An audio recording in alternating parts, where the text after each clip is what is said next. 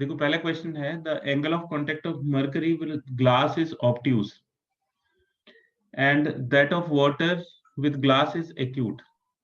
तो इसका रीजन पूछा है, ऐसा क्यों होता है। ठीक है, तो ये जैसे सपोज करिए कोई सरफेस है, ये ग्लास की सरफेस है, तो ये जी लिख दिया हमने ग्लास के लिए, और यहाँ पे इसके ऊपर कोई लिक्विड है। अब हमें ये नहीं पता कि ये जो लिक्विड है ये मरकरी है या वाटर है। हम इसका एक जनरल फॉर्मूला निकालने की कोशिश करते हैं। तो यहाँ पे देखिए ये लिक्विड और एयर, तो यहाँ से अगर हम एक टेंजेंट बनाते हैं तो इसके अलोंग ये जो लिक्विड और एयर के बीच की जो टेंशन है इस सरफेस के लिए, उसको हम डिनोट करते हैं टी एल ए। तो ये लिक्विड और एयर के बीच की, ये वाली जो मटेरियल है ये लिक्विड है, ये जो मटेरियल है ये सॉलिड है, और ये एयर है। ठीक है, तो ये सरफेस के अलोंग होगी, तो टेंजेंशियल डायरेक्शन में ये टेंशन काम करती है। ऐसे ये वाली जो सरफेस है, ये वाली जो लेयर है, इस लेयर के अकॉर्डिंग एक टेंशन काम करेगी जो ये सॉलिड और एयर को कनेक्ट करती है। तो ये वाली टेंशन सॉलिड और एयर की लेयर के लिए है ना। और यहाँ पे ये लिक्विड और सॉलिड का होगा, तो ये वाली जो टेंशन है ये टेंशन हो जाएगी सॉलिड और लिक्विड के लिए। ठीक है, अब ये जो लिक्विड के लिए हम जो निकाल रहे हैं लिक्विड और सॉलिड के बीच में, तो ये वाला हमारा एंगल ऑफ कांटेक्ट होगा थीटा।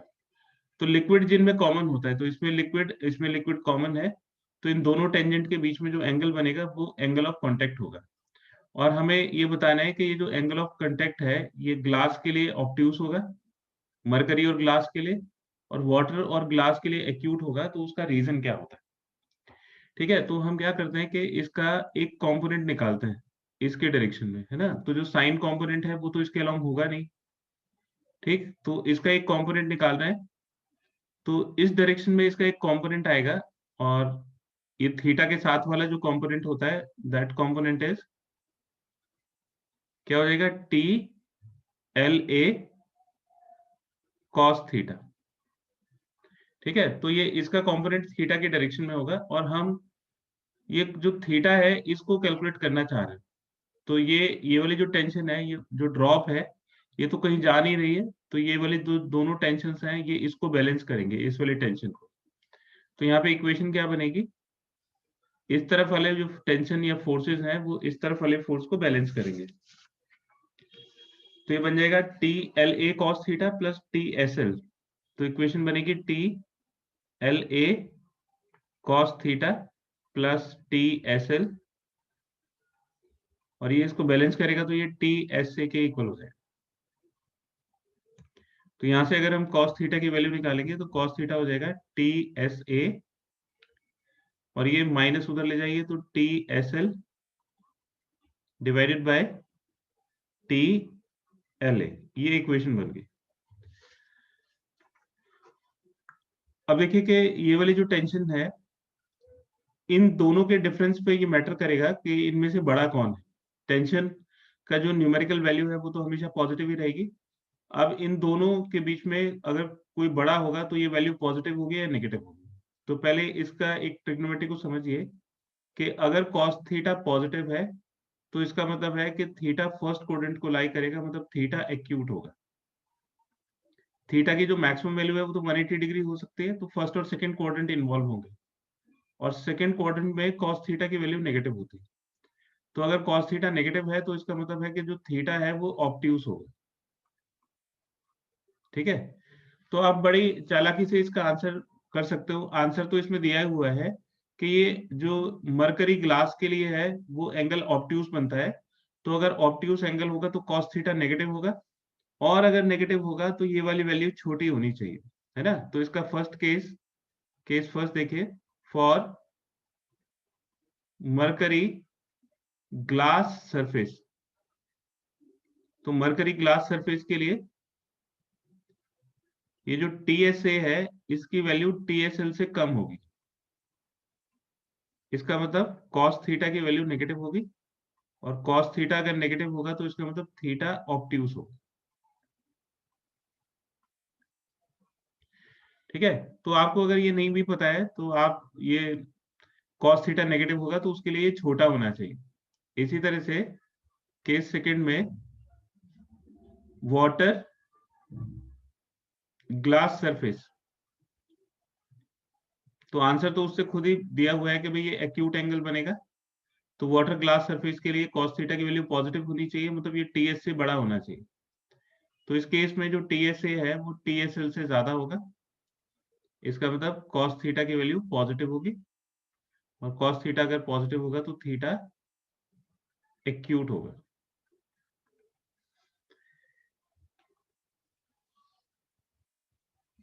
इसका एक स्क्रीनशॉट ले लीजिए।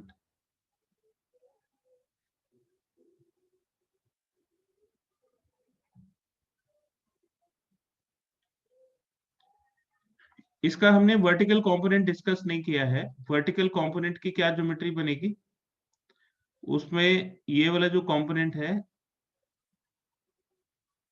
ठीक है, ये टीएलए cos थीटा इस तरफ आएगा, तो टीएलए sin थीटा, क्योंकि रिजल्टेंट इस तरफ है तो टीएलए sin थीटा नीचे की तरफ होगा। ठीक है, तो इसका कंपोनेंट इस डायरेक्शन में 0 होगा, तो इसलिए इसी से हमें ये पता लग रहा है cos थीटा, तो इसकी जरूरत ही नहीं है। वो इसके वेट के बैलेंस की इक्वेशन बनेगी, तो उसकी रिक्वायरमेंट नहीं है, हमें यहीं से ये पता लग जाएगा कि cos थीटा की वैल्यू कैसे आएगी। इसका एक स्क्रीनशॉट ले लीजिए।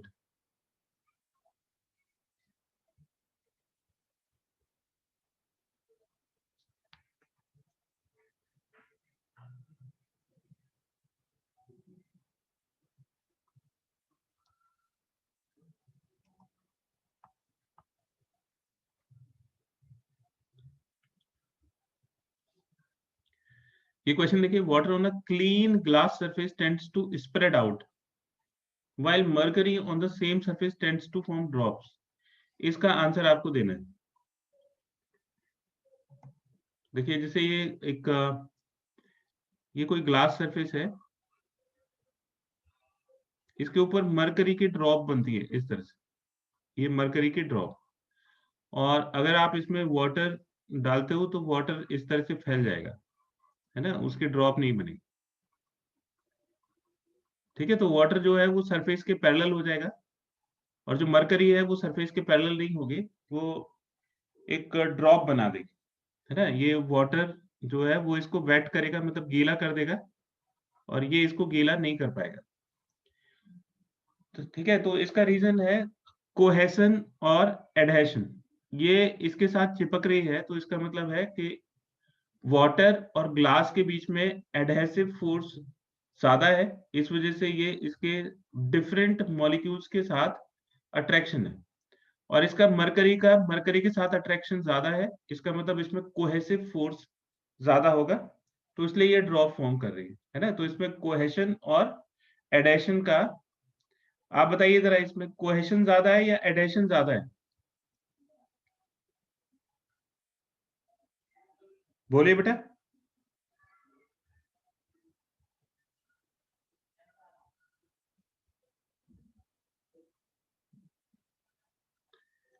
तो ये जो मरकरी के ड्रॉप्स है ना, ये मरकरी के जो मॉलिक्यूल्स हैं, ये मरकरी के मॉलिक्यूल्स, ये एक दूसरे को अट्रैक्ट करके ये इसके साथ सरफेस के साथ नहीं चिपक रहे हैं, मतलब इनमें एक जैसे मॉलिक्यूल्स के बीच में अट्रैक्शन ज्यादा है, तो एक जैसे मॉलिक्यूल्स में कोहेशन होता है ना।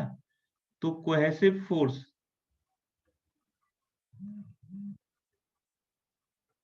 Between molecules of mercury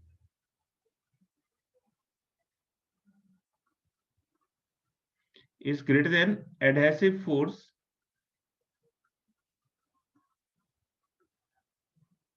between molecules of mercury and molecules of glass। तो जो डिफरेंट मटेरियल है, जैसे ग्लास और एचजी, तो उसमें तो एडेसिव का फोर्स आएगा, एडेशन का फोर्स आएगा, और जो सेम मटेरियल है जैसे मरकरी से मरकरी का, उसमें कोहेसिव फोर्स, तो कोहेसिव फोर्स ज्यादा है, इसलिए ये आपस में ही इकट्ठा होकर एक ड्रॉप बनाता है, वो इसके साथ चिपकता नहीं है। इसमें इसका रीजन बिल्कुल उल्टा होगा, इसमें एडेशन का फोर्स ज्यादा है, यानी कि पानी जो है वो ग्लास के साथ चिपक रहा है, तो इसमें जो एडेसिव फोर्स है, एडेसिव फोर्स किस किस के बीच में है, between molecules of glass and molecules of water is greater than cohesive force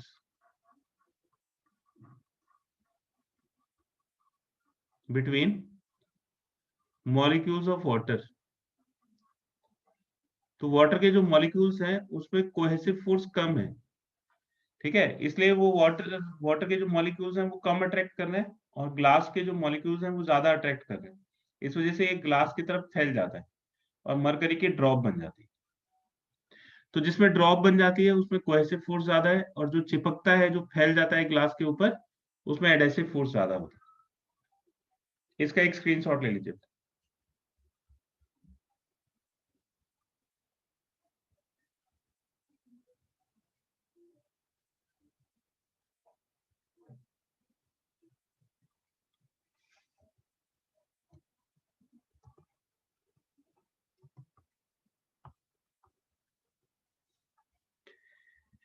ये बेटा देखिए, surface tension of a liquid is independent of the area of the surface. तो लिक्विड की जो सरफेस टेंशन है वो एरिया से इंडिपेंडेंट होती है। तो जो सरफेस टेंशन है, S, surface tension, that is equal to force पर यूनिट लेंथ, है ना। ये क्या होता है कि जैसे ये कोई सपोज करो लिक्विड सरफेस है,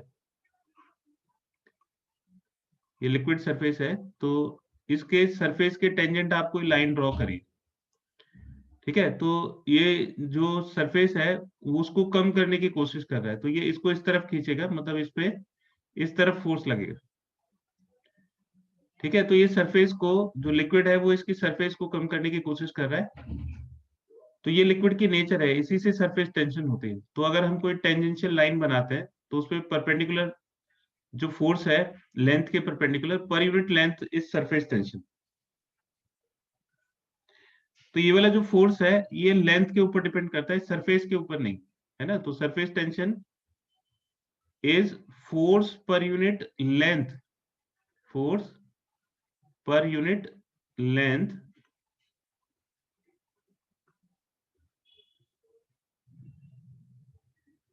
ये लेंथ हम किसके ऊपर लेंगे, on a line drawn tangentially to liquid surface.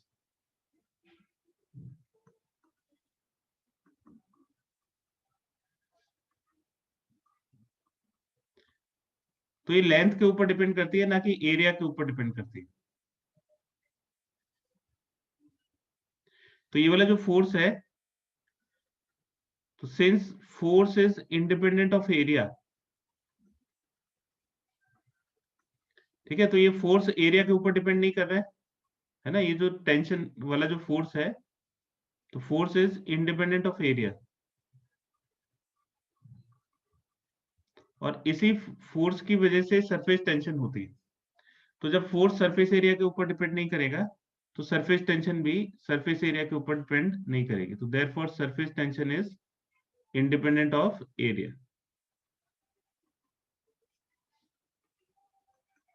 तो ये लिक्विड की प्रॉपर्टी होती है सरफेस टेंशन, ये एरिया के ऊपर डिपेंड नहीं करती है। हमने ये लास्ट क्लास में पढ़ा था कि किन किन चीजों के ऊपर डिपेंड करती है। ये टेम्परेचर के ऊपर डिपेंड करती है, और उसमें अगर हम लिक्विड में कुछ मिलाते हैं तो इम्प्योरिटीज की नेचर के ऊपर डिपेंड करती है, ठीक है बेटा। इसका एक स्क्रीनशॉट ले लीजिए।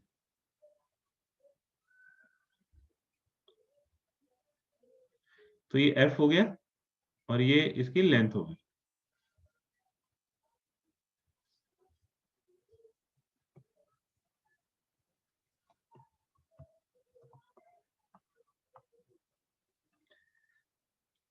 नेक्स्ट क्वेश्चन देखिए, water with detergent dissolved in it should have small angles of contact। तो वाटर में जब डिटर्जेंट मिला हुआ होता है तो उसका जो एंगल ऑफ कांटेक्ट है वो स्मॉल होता है, उसका रीजन हमें बताना है कि उसका रीजन क्या होगा। ठीक है, तो जैसे आप एक चीज देखिए कि इसका माइक्रोस्कोपिक व्यू देखिए। जैसे ये कोई क्लॉथ की सरफेस है,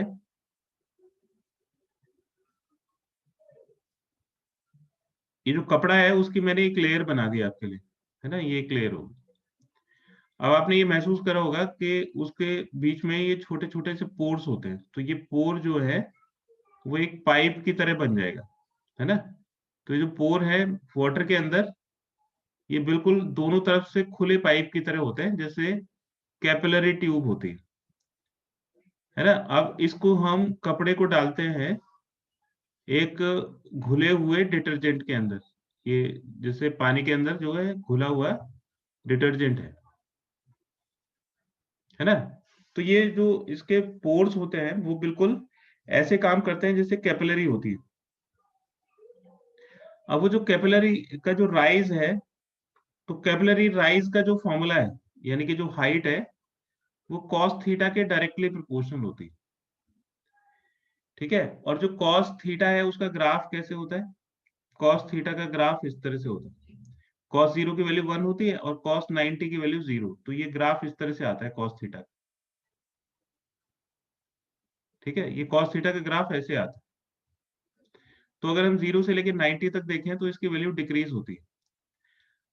ठीक, तो जैसे जैसे इसकी वैल्यू बढ़ती है थीटा की, वैसे वैसे कॉस थीटा की वैल्यू घटेगी, है ना। तो ये थीटा के ऊपर डिपेंड करता है।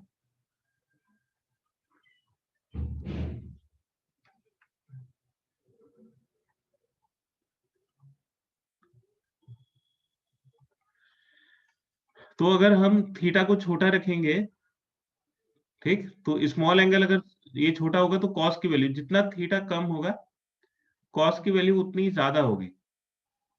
ठीक है, तो एंगल को कम करने से जो थीटा अगर 0 की तरफ टेंड करेगा तो कॉस थीटा की वैल्यू मैक्सिमम की तरफ टेंड करेगी। मतलब जितना छोटा एंगल होगा उतने ही पोर में जो पानी है वो ज्यादा हाइट तक पहुंच पाएगा और गंदगी को निकालेगा। ठीक है, तो उसके स्मॉल एंगल ऑफ कांटेक्ट होने का क्या बेनिफिट होता है कि जो पोर्स के अंदर जो पानी है वो ज्यादा हाइट तक चढ़ पाता है। तो क्या रीजन है? तो थीटा अगर स्मॉल होगा तो कॉस थीटा लार्ज होगा, और कॉस थीटा लार्ज होगा तो जो कैपिलरी राइज है उसकी हाइट भी ज्यादा होगी। ठीक है, तो देयरफॉर जो वाटर मिक्स्ड विद डिटर्जेंट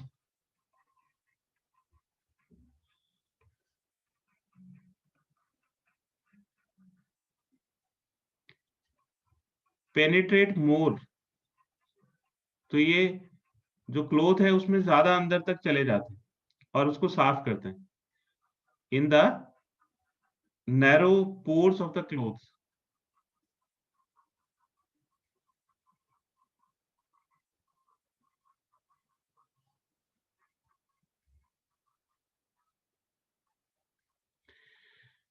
ठीक है, अभी हमने पढ़ा था कि भाई वाटर का जो एंगल ऑफ कांटेक्ट है वो एक्यूट होता है, छोटा होता है, जबकि मरकरी का ज्यादा होता है। डिटर्जेंट मिला देते हैं तो और छोटा हो जाता है एंगल ऑफ कांटेक्ट।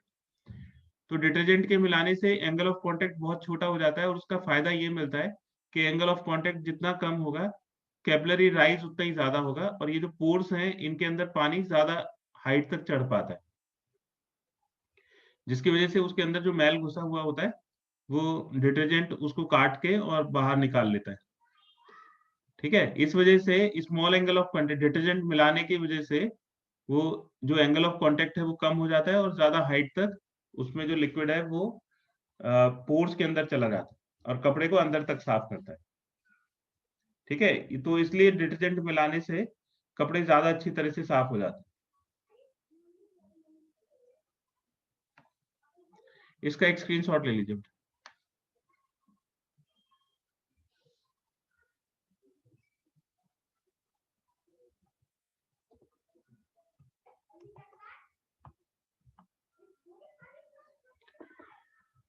ये देखिए, a drop of liquid under no external forces. तो लिक्विड की कोई ड्रॉप अगर हम बनाए और उसमें कोई एक्सटर्नल फोर्स ना हो तो हमेशा स्फेरिकल होती है शेप में, है ना। तो ये हमने पढ़ा था, वो जो सबसे पहले वाला पॉइंट हमने यही पढ़ा था कि जो वाटर के अंदर जो उसका स्फीयर ऑफ इन्फ्लुएंस होता है, तो उसकी नेचर ये होती है कि वो अपने सरफेस एरिया को मिनिमम करने की कोशिश करता है ताकि जो मिनिमम एनर्जी की स्टेट में रह सके। ठीक है, तो इसका आंसर देखिए बेटा। तो वाटर की जो नेचर है वो ये होती है कि वो अपनी मिनिमम एनर्जी की स्टेट में रह सके। तो कोई भी सिस्टम है, एनी सिस्टम टेंड टू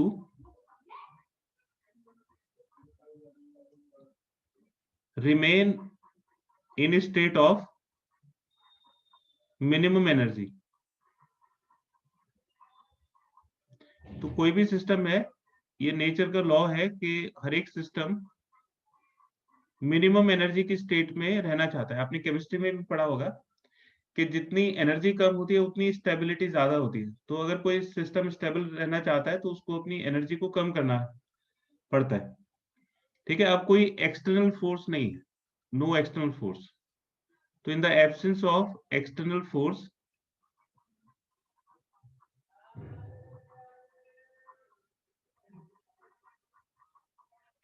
तो अगर कोई एक्सटर्नल फोर्स नहीं है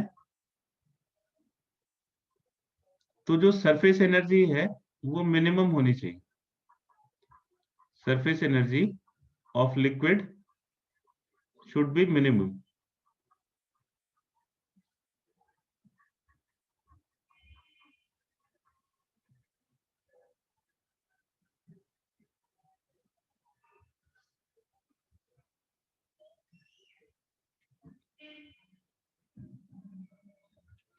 और हमें पता है कि जो सरफेस एनर्जी है वो मिनिमम किसके लिए होती है? Surface energy is minimum for spherical shapes.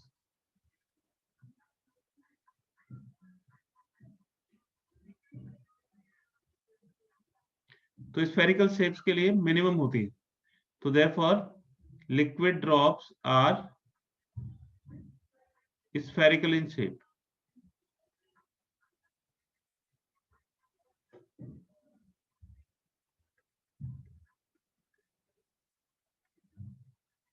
तो क्या रीजन है कि एक तो जो लिक्विड जो सरफेस एनर्जी है लिक्विड की वो मिनिमम होनी चाहिए, और वो मिनिमम किसके लिए होती है? स्फेरिकल शेप्स के लिए होती है। इसलिए जो लिक्विड ड्रॉप्स हैं वो स्फेरिकल होती है शेप।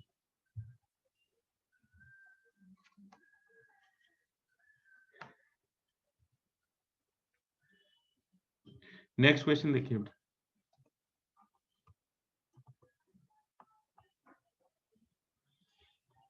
इसके दो क्वेश्चन, दो पार्ट तो हम पहले ही कर चुके थे जो बर्नौली थ्योरम के ऊपर थे। अब ये बाकी सरफेस टेंशन के और विस्कोसिटी के क्वेश्चंस हैं।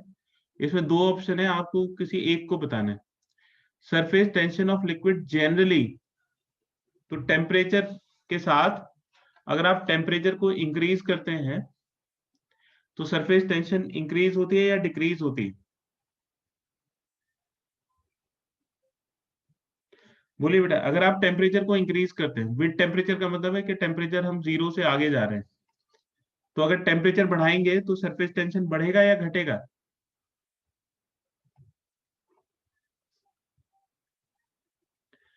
गौरव बेटा कहीं चले गए हो क्या? गौरव, उज्जवल, राधिका,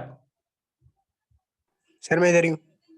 तो बताओ बेटा, यस अगर आप टेम्परेचर को इंक्रीज करते हैं, ठीक है, तो सरफेस टेंशन बढ़ेगा या घटेगा? Sir increase. नहीं। अगर हम टेम्परेचर को इंक्रीज करते हैं तो जो सरफेस टेंशन है वो डिक्रीज करेगा। टेम्परेचर को इंक्रीज करने से सरफेस टेंशन डिक्रीज करता है, इसलिए वो फैलता है। इसका एक एग्जांपल वो भी है कि हॉट सूप टेस्टी लगता है क्योंकि वो पूरी जीभ के ऊपर फैल जाता है, क्योंकि उसका टेम्परेचर बढ़ता है तो सरफेस टेंशन कम हो जाती है, जिसकी वजह से वो अपने एरिया को इंक्रीज करने की कोशिश करता है ना। तो इसका आंसर क्या है? डिक्रीज। तो अगर आप टेम्परेचर को इंक्रीज करते हो तो सरफेस टेंशन डिक्रीज करता है, ठीक है। तो सरफेस टेंशन डिक्रीजेस। सर हाँ बेटा बोलो। सर एक बार फिर से हॉट सूप का सर एग्जांपल देना। देखो जैसे ये सपोज करो ये कोई जीभ है ना, जीभ मतलब टंग है, यस ठीक। अब इसके अंदर ये टेस्ट बर्ड्स होते हैं, है ना, कोई आपको तीखा बताता है, कोई नमकीन बताता है, ठीक है। अब ये सूप डाला, ये जैसे सपोज करो कोई सूप की ड्रॉप डल गई, ठीक है। अब अगर इसकी टेंशन ज्यादा होगी तो ये ड्रॉप रहेगी, अगर इसकी सरफेस टेंशन कम होगी तो ये ज्यादा जीभ के ऊपर ज्यादा फैल जाएगा, है ना। तो ज्यादा टेस्ट बर्ड्स के कांटेक्ट में आएगा और आपको उसका जो टेस्ट है वो ज्यादा अच्छा लगेगा। तो जीभ के ऊपर जितना खाना फैलता है वो उतना ही टेस्टी लगता है। तो गर्म खाना क्यों फैलता है? क्योंकि उसका सरफेस टेंशन कम होता है। करेक्ट है बेटा? Yes sir. अब देखो जैसे जानवर हैं, जैसे गाय भैंस होती हैं, तो उनको तो हम गर्म करके खाना खिलाते नहीं है, उनको तो ऐसे ही ठंडे पानी में उसको भूस वगैरह डाल के और उनको खाना खिला देते हैं। तो वो क्या करते हैं, टेस्टी फील करने के लिए वो अपनी जीभ को चारों तरफ हिलाते हैं जिससे खाना उसमें हर एक पॉइंट पे टच हो जाए, यस सर। ठीक है। तो खाना जितना फैलेगा जीभ के ऊपर वो उतना ही टेस्टी लगेगा। तो surface tension of liquid generally decreases with temperature. With temperature मतलब विद राइज ऑफ टेम्परेचर। तो अगर हम टेम्परेचर को राइज करेंगे तो जो सरफेस टेंशन है वो कम होता है,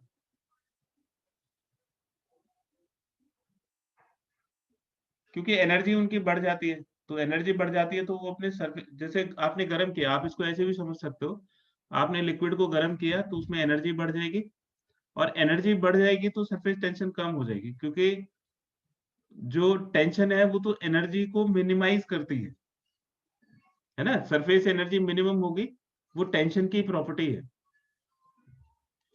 अब जरा यस बी बी पार्ट का आंसर बताइए बेटा। Viscosity of gases sir increase with temperature.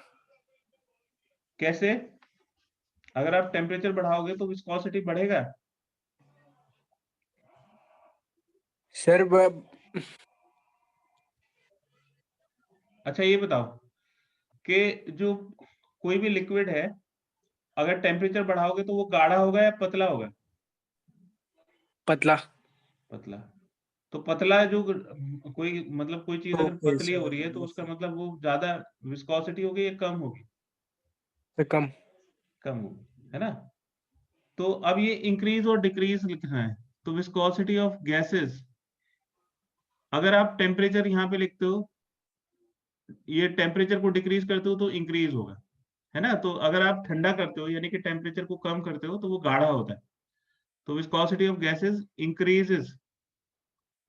Increases with temperature, है ना। Where viscosity of liquids decreases with temperature. अगर यहाँ पे डिक्रीज लिखेंगे तो इधर इंक्रीज लिखेंगे, ठीक है बेटा। अभी देखो, for solids with elastic modulus of rigidity the shearing force is proportional to. तो जो शियरिंग फोर्स है वो किसके प्रोपोर्शनल होता है? मैं आपको इसका थोड़ा सा एक सॉलिड्स के में इसका एक एग्जांपल बताता हूँ। ये जैसे ये कोई सॉलिड है और आपने यहाँ पे एक टेंजेंशियल एक फोर्स लगाया है, तो ये इसकी शेप को चेंज करता है, ये थोड़ा टिल्ट हो जाएगा सॉलिड इस तरह से, है ना। तो ये जो थीटा है, ये जो थीटा है इसको बोलते हैं शियर मॉडुलस। शियर मॉडुलस, ये मॉडुलस ऑफ इलास्टिसिटी होता है, जो किसको डिनोट करता है? थीटा को हम टेन थीटा से कैलकुलेट कर सकते हैं। तो ये चेंज हो गया इसमें x और ये l हो गया, तो इसका फॉर्मूला हो जाएगा x/l। तो इसमें ये जो चेंज है ये मिनिमम होता है, क्यों? क्योंकि जो मॉलिक्यूल्स है उसके बीच में अट्रैक्शन बहुत ज्यादा होता है। तो सॉलिड्स की नेचर होती है कि वो अपने शेप के चेंज को अपोज करता है।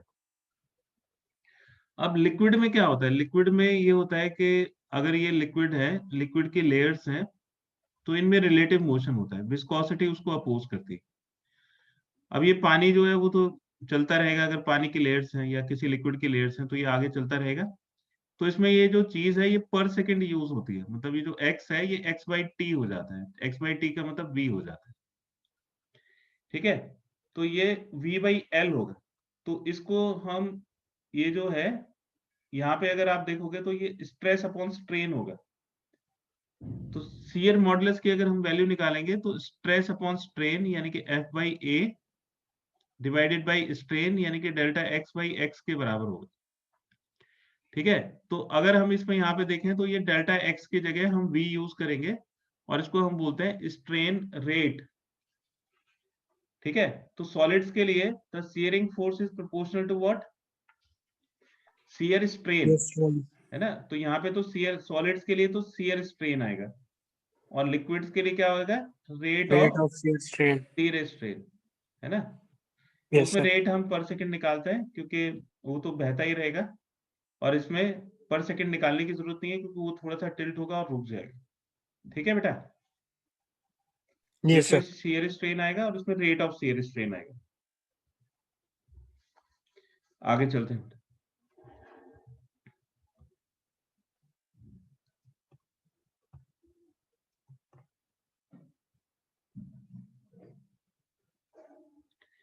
ये क्वेश्चन देखिए, glycerine flows steadily through a horizontal tube of length, इसकी लेंथ दे रखी है हॉरिजॉन्टल ट्यूब की, और लेंथ है 1.5 metre and radius 1 centimetre of glycerin collected per second at one end is 4.4 into 10 raised per minus 3 kilogram per second. What is the pressure difference between the two ends of the tube? Density दे रखी है और viscosity दे रखी है, ठीक है। तो इसमें हमें क्या कैलकुलेट करना है, प्रेशर डिफरेंस। तो मैंने इसका एक एग्जांपल दिया था आपको, ओम्स लॉ की तरह होता है ये बिल्कुल, है ना। तो जैसे इसको थोड़ा सा रिवाइज मैं आपको करा दूं।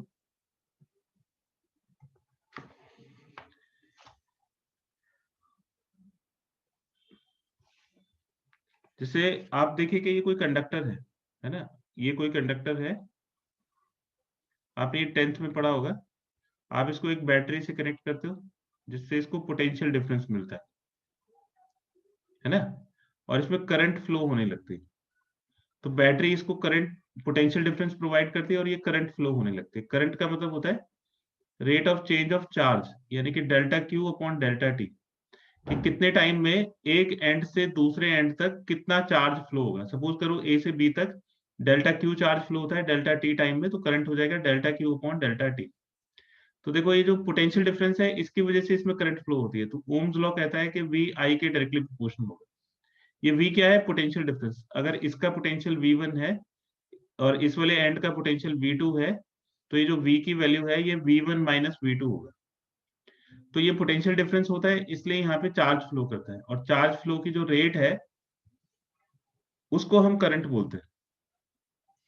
अब देखो पानी के केस में क्या होगा, जैसे ये कोई ट्यूब है ना, और इसके अंदर कोई लिक्विड फ्लो हो रहा है।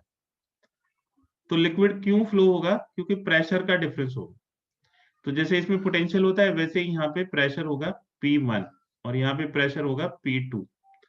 तो ये जैसे पोटेंशियल डिफरेंस है वैसे ही प्रेशर डिफरेंस हो जाएगा P1 माइनस P2। तो इस प्रेशर डिफरेंस की वजह से ये लिक्विड ऐसे फ्लो करेगा।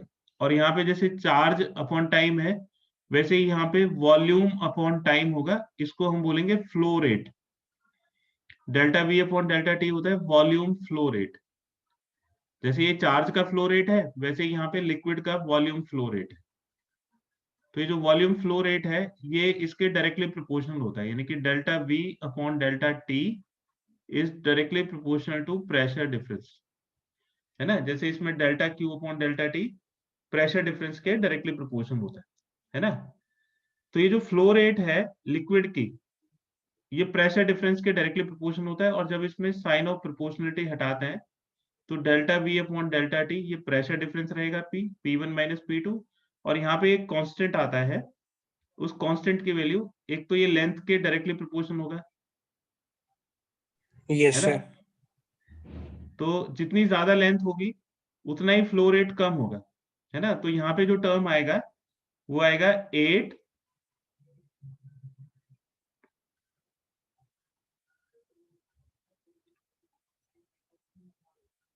एक पाई आता है, पाई r⁴, ठीक है। जितनी ज्यादा रेडियस होगी उतनी ही आसानी से ये वॉल्यूम फ्लो हो पाएगा, तो रेडियस की 4 पावर के डायरेक्टली प्रोपोर्शनल होता है। विस्कोसिटी के इनवर्सली प्रोपोर्शनल, जितनी ज्यादा विस्कोसिटी होगी उतना फ्लो कम होगा, क्योंकि विस्कोसिटी फ्लो को अपोज करता है ना। और जितनी ज्यादा लेंथ होगी उतना फ्लो कम होगा। और यहाँ पे 8 फैक्टर को आपको, ये π/8 फैक्टर को याद रखना है। तो ये फॉर्मूला होता है ना। ये वॉल्यूम का फ्लो रेट हो गया, delta v upon delta T. ये जो फ्लो रेट पर सेकंड दिया हुआ है, ये पर सेकंड इसलिए दिया हुआ है कि डेल्टा टी 1 हो जाएगा। पर सेकंड मतलब डेल्टा टी इज 1। क्लियर है? तो यहां से हम ये प्रेशर डिफरेंस की वैल्यू निकाल सकते हैं। तो प्रेशर डिफरेंस का क्या फॉर्मूला बन जाएगा बेटा? P इज इक्वल टू, ये जो delta v upon delta T है, इसको हम V लिख सकते हैं। V इज वॉल्यूम पर सेकंड, तो इस पूरे फैक्टर को हमने V लिख दिया। V का मतलब है वॉल्यूम पर सेकंड। तो जो वॉल्यूम पर सेकंड इसमें फ्लो हो रहा है, delta v upon delta T, उसको V लिख दिया। तो P की वैल्यू हो जाएगी 8 ईटा L, 8 ईटा L, ये V, ये वॉल्यूम फ्लो रेट को बता रहा है, 8 ईटा L V, और ये आ जाएगा πr⁴। ठीक है। अब इसमें बताइए कि ये जो प्रेशर डिफरेंस है P1 माइनस P2, इसमें आपको किस चीज की वैल्यू नहीं पता है? 8 ईटा की वैल्यू बताइए। ईटा की वैल्यू कितनी है? ईटा मतलब विस्कोसिटी। विस्कोसिटी ऑफ ग्लिसरीन दिया हुआ है 0.83 पास्कल सेकेंड, तो ये हो गया 0.83। लेंथ, ट्यूब की लेंथ कितनी दे रखी है? 1.5 मीटर ये लेंथ है, तो लेंथ ऑफ द ट्यूब हो गया 1.5 मीटर। ये वॉल्यूम फ्लो रेट है। वॉल्यूम फ्लो रेट, यहाँ पे मास दिया हुआ है, ये मास फ्लो रेट दे रखा है। तो ये जो मास फ्लो रेट है, इससे हम वॉल्यूम फ्लो रेट निकाल सकते हैं। तो delta m upon delta T दिया हुआ है। Delta m upon delta t is 4 into 10⁻³ kilogram पर सेकेंड। मास और वॉल्यूम में क्या रिलेशन होता है? डेंसिटी होता है mass upon volume. Mass upon volume, तो वॉल्यूम को अगर डेंसिटी से मल्टीप्लाई कर दें तो delta v upon delta T किसके इक्वल हो जाएगा? तो मास निकालने के लिए वॉल्यूम को डेंसिटी से मल्टीप्लाई करेंगे, है ना। Yes sir. और अगर हमें वॉल्यूम निकालना है तो क्या करेंगे? डेंसिटी से डिवाइड कर देंगे, है ना। तो volume is equal to mass upon density. तो डेल्टा एम से डेल्टा वी बनाने के लिए इसको डेंसिटी से डिवाइड कर दीजिए। तो 4 इंटू 10⁻³ और डेंसिटी कितना हो जाएगा? 1.3 इंटू 10⁻³ है ना। तो ये delta v upon delta T की वैल्यू आ जाएगी। v जो है, v वो delta v upon delta T के इक्वल है, तो इसकी वैल्यू हो जाएगी 4 इंटू 10⁻³ डिवाइडेड बाय 1.3 इंटू 10⁻³। सब कुछ ऐसा यूनिट में है, ठीक है। ये आ गया। तो ये इन सब की वैल्यू निकल गई। अब नीचे πr⁴ आएगा, तो पाई की वैल्यू कितनी है? 22/7, तो ये 22/7 हो गया। r⁴, r की वैल्यू कितनी है? Radius of the tube, radius is 1 centimetre. तो रेडियस अगर 1 सेंटीमीटर है, तो 1 सेंटीमीटर को हम क्या लिख सकते हैं? 10⁻² मीटर। तो ये 10⁻² और उसकी पावर 4, ये प्रेशर डिफरेंस का फॉर्मूला हो गया, यानी कि P1 माइनस P2। तो कुछ आ रहा है बेटा समझ में? ये कर लोगे आप, उसको बस फॉर्मूले को याद रखना है ना। और यहाँ पे ये जो P है ये प्रेशर डिफरेंस है, और जो V है ये वॉल्यूम रेट को बताता है। और वॉल्यूम का रिलेशन भी मास के साथ दिया हुआ है, ठीक है। इस सबको सॉल्व करके प्रेशर डिफरेंस की वैल्यू आ जाएगी। और ये जो प्रेशर डिफरेंस है ये पास्कल में आएगा। पूरा सॉल्व करने के बाद ये हो जाएगा 9.75 इंटू 10⁻² पास्कल। तो क्या तरीका है? जितनी भी 10 की पावर्स हैं, जैसे 10⁻⁻8 इंटू 10⁻³ तो ये 10⁻⁻5 हो गया। ये ऊपर जाके 10⁻5 और 10⁻5 इंटू 10⁻⁻3 10² हो जाएगा। और जितने भी नंबर्स हैं इनको मल्टीप्लाई करके डिवाइड कर दीजिए, तो ये रिजल्ट आ जाएगा 9.75। ये कैलकुलेशन आप कर लोगे? हो जाएगा सर। ठीक है, तो इसमें आपको ये थोड़ा सा ध्यान रखना है कि बिल्कुल इसमें जैसे जैसे कंडक्टर्स के अंदर चार्ज फ्लो करता है ना, ये हमने करंट इलेक्ट्रिसिटी से एक एग्जांपल लिया है, उसी तरह से ट्यूब्स के अंदर ये लिक्विड फ्लो करता है। जैसे रेजिस्टेंस इस फ्लो को अपोज करता है, वैसे विस्कोसिटी इसको अपोज करता है। जैसे पोटेंशियल डिफरेंस की रिक्वायरमेंट होती है, उसी तरह से प्रेशर डिफरेंस की रिक्वायरमेंट होती है। अब आप देखिए कि जो इसका रेजिस्टेंस भी है, रेजिस्टेंस रो एल बाई ए के इक्वल होता है ना, तो वो लेंथ के डायरेक्टली प्रोपोर्शनल होगी। जितनी ज्यादा लेंथ होगी उतना ही रेजिस्टेंस ज्यादा होगा और फ्लो रेट कम हो जाएगा। तो बिल्कुल वही नेचर ने सभी के लिए एक जैसी चीजें प्रोवाइड कर रखी है ना। तो ये एग्जाम्पल के लिए मैंने ये बताया आपको, ताकि ये हमेशा ध्यान रहे कि ये किन किन चीजों के ऊपर डिपेंड करता है। बाकी फॉर्मूला तो आपको रटना ही पड़ेगा। Okay sir. इसकी पोजीशन आप ऐसे याद रख सकते हो कि भाई वॉल्यूम जो है प्रेशर के डायरेक्टली प्रोपोर्शनल होगा, रेडियस के डायरेक्टली प्रोपोर्शनल होगा। तो इनका ऑर्डर आप ध्यान रख सकते हो, है ना। विस्कोसिटी ज्यादा होगी तो वॉल्यूम फ्लो रेट कम हो जाएगा, लेंथ ज्यादा होगी तो भी फ्लो रेट कम हो जाएगा। ठीक है, तो इनका ऑर्डर रखने में इस एग्जाम्पल से आपको मदद मिलेगी। Okay sir. इसका एक स्क्रीनशॉट ले लीजिए। ले लिया sir.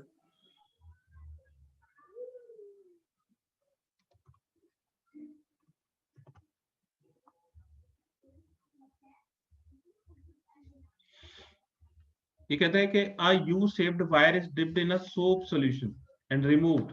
A thin soap film formed between the wire and a light slider supports a weight of 1.5 into 10 raised power minus 2 Newton. The length of the slider is 30 centimeter. What is the surface tension of the film? मैं इसको आपको एक example से explain करता हूँ, और इसी तरह के क्वेश्चन पूछे जाते हैं। इसमें एक छोटा सा कॉन्सेप्ट आपको सिर्फ याद रखना है। देखो, एक यू शेप का वायर है, जैसे एक ये वायर है यू शेप का,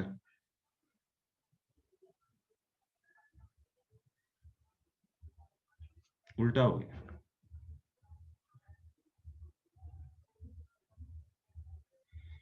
ये ऐसे एक वायर है यू शेप का, इस तरह से। इस dipped in a soap solution, इसमें एक सोप सोल्यूशन में इसको डाला जाता है और एक थिन सोप फिल्म बन जाती है between the wire and a light slider. ये इसमें एक स्लाइडर लगाया हुआ है इस तरह से। ये जो है ये स्लाइडर है, मतलब आप इसको स्लाइड कर सकते हो। ठीक है, तो यहाँ पे एक सोप की फिल्म बन जाती है ना। ये एक सोप की फिल्म बन गई, मतलब एक लेयर बन गई सोप की। तो जो सोप का सॉल्यूशन है उसकी एक लेयर बन जाती है। बच्चे इसमें हवा, अपने मुंह से हवा लगाते हैं, फूंक मारते हैं, और ये एक बबल में क्रिएट बन जाता है ना। ये आपने भी करा होगा। तो ये बेटा इसको समझ पा रहे हो कि ये क्वेश्चन क्या कह रहा है? ठीक है, अब ये यस कहता सर। है कि हाँ, a thin soap film formed between wire and a light slider supports a weight of 1.5 into 10 raised power minus 2 Newton, which includes the small weight of the slider। मतलब ये जो है ये एक वेट को सपोर्ट करता है। जैसे सपोज करो आपने यहाँ पे एक वेट रख दिया, ठीक है, और इस स्लाइडर का और इस वेट का जो है वो कितना है, तो इसका जो वेट है वो है 1.5 into 10 raise power minus 2 newton. ठीक है, तो इसमें सरफेस टेंशन पूछा है, सरफेस टेंशन कितना होगा। तो ये जो वेट है इसको हम फोर्स लिख सकते हैं। ठीक है, अब सरफेस टेंशन का फॉर्मूला होता है surface tension is equal to force पर यूनिट लेंथ। ये जो लेंथ है ये किसकी लेंथ है जिसपे फोर्स लगा हुआ है। अब ये जैसे इसके जो स्लाइडर है उस पे इतना फोर्स लगा हुआ है, तो उसकी जो लेंथ है, ये जैसे जो एयर है इसके सरफेस टेंशन क्या करता है, इस स्लाइडर को नीचे की तरफ खींचता है ऐसे। ठीक है, तो इस स्लाइडर को जब नीचे की तरफ खींचेगा तो इसकी सरफेस को कम करने की कोशिश करेगा। तो आप मुझे ये बताइए कि इसमें टोटल कितनी ओपन सरफेसेस हैं।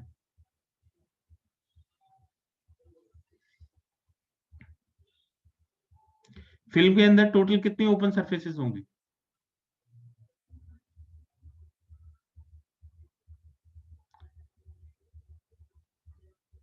बोलो बेटा। तो इसको, ये जो स्लाइडर है, इसको हम ऐसे रख देते, और ये फिल्म इस तरह से बनी हुई है। ये यहाँ पे ये फिल्म बनी हुई है सोप सोल्यूशन की, है ना। अब यहाँ पे एक वेट रखा हुआ है, ये वेट है, और स्लाइडर का वेट भी इसमें। तो ये जो वेट है ये नीचे की तरफ जाने की कोशिश कर रहा है, और सरफेस टेंशन इसको कम करने की कोशिश कर रही है। ठीक है, तो जो सरफेस टेंशन है वो इसको बैलेंस कर रहा है। तो सरफेस टेंशन का जो फोर्स होगा वो इसके वेट के बराबर होगा, मतलब ये वाला जो फोर्स है ये इसके वेट के बराबर। मेरा क्वेश्चन आपसे ये है कि जो फिल्म बन रही है इसमें कितने ओपन सरफेसेस हैं? सर एक ही है सर। मतलब जैसे एक आपने एक पेपर पकड़ा हुआ है, एक पेपर, तो उसमें आपको एक ही सरफेस दिखाई देती है।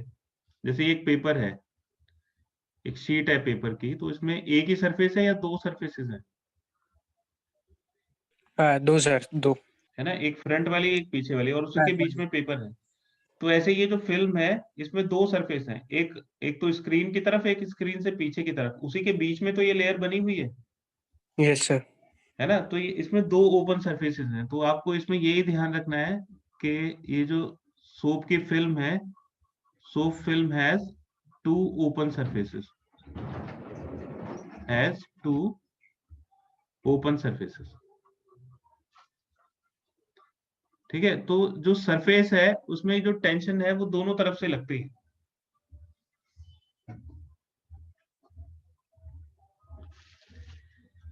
ठीक है, तो जो सरफेस टेंशन है वो दोनों तरफ से लगेगी। तो ये जो फ्रंट वाली सरफेस है ये मैं आपको दिखा रहा हूं, ये फ्रंट वाली सरफेस है, इससे ये जो टेंशन है ये इसको खींचेगा, इसके पीछे से भी खींचेगा। तो जो फोर्स है ये एल लेंथ पे एक तरफ से और दूसरी लेंथ पे दूसरी तरफ से, है ना। तो यहाँ पे जो टोटल लेंथ है ये स्लाइडर के डबल हो जाएगी, क्योंकि दो सरफेसेस हैं। तो जो फॉर्मूला है इसमें जो एल है वो एल कितना होगा, वो एल हो जाएगा 30 सेंटीमीटर प्लस 30 सेंटीमीटर, है ना। क्योंकि जो फोर्स है वो दोनों तरफ से लगेगा, क्योंकि दो सरफेसेस बन जाएंगी, एक फ्रंट वाली सरफेस और एक बैक वाली सरफेस। यही कॉन्सेप्ट है इसमें, ये आपको समझ में आ रहा है या नहीं? Yes sir.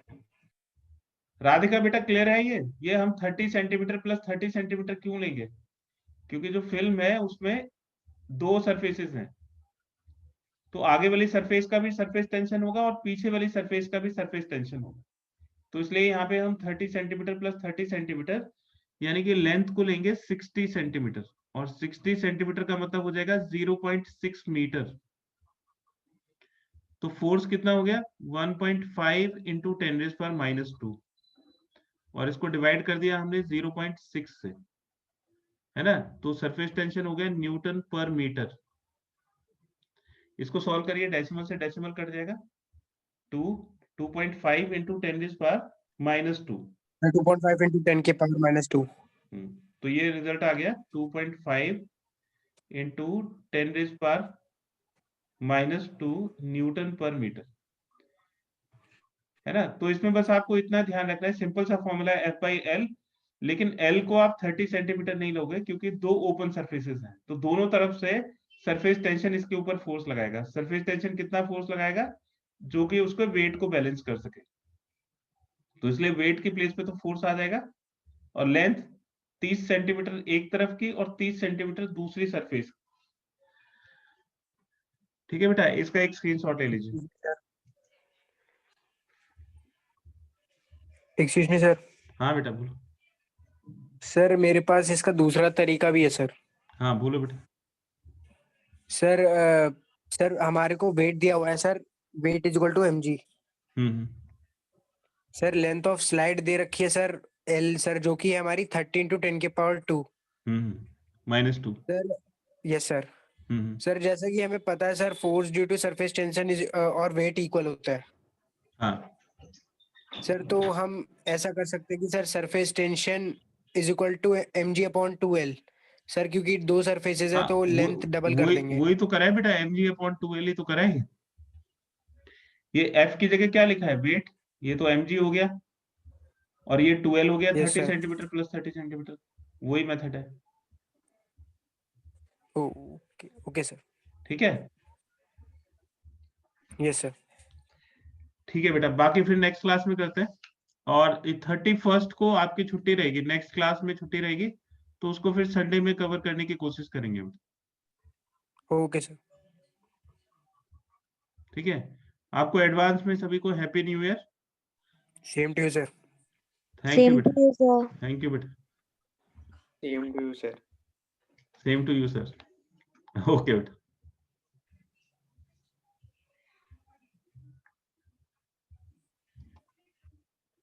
सर लीव कर दें।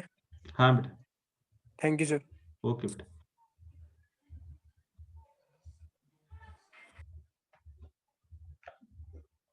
उनके साथ